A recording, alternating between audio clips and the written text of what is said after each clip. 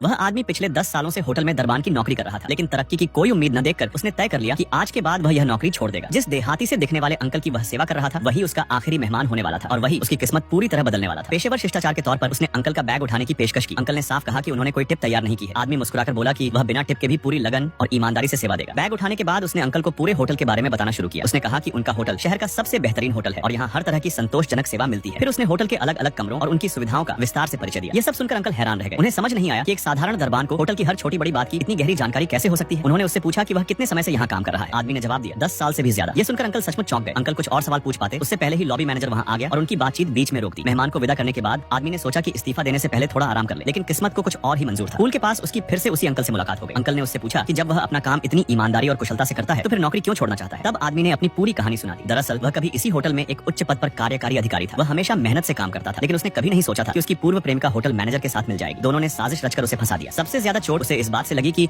उसकी पूर्व प्रेमिका ने अपने प्रभाव का इस्तेमाल कर उसे पद से हटवाकर दरबान बना दिया। यह अपमान उसके लिए असहनीय था। उसने कई बार नई नौकरी ढूंढने की कोशिश की, लेकिन हर बार उसकी पूर्व प्रेमिका ने उसके रास्ते में रुकावट डाल दी। गुजारे के लिए मजबूर होकर उसे यही नौकरी जारी रखनी पड़ी। उसकी कहानी सुनकर अंकल ने गहरी सांस भरी और अफसोस जताया। उन्होंने कहा कि अगर भविष्य में वह कभी अपना खुद का होटल खोलेंगे तो सबसे पहले उसे ही काम पर बुलाएंगे। आदमी ने यह बात सिर्फ दिलासा समझकर हंसी में उड़ा दी। उसने मजाक में कहा कि जब अंकल होटल खोलेंगे तो वह जरूर वहाँ दरबान बनकर काम करने आएगा। पूल से लौटने के बाद उसने अपना इस्तीफा पत्र हाथ में लिया और अधिकारियों की मीटिंग खत्म होने का इंतजार करने लगा। लेकिन जैसे ही मीटिंग समाप्त हुई, होटल के बड़े बड़े अधिकारी एक साथ बाहर निकले। सबसे आगे चल रहे व्यक्ति को देखते ही आदमी के पैरों तले जमीन खिसक गई। वह हैरान रह गया।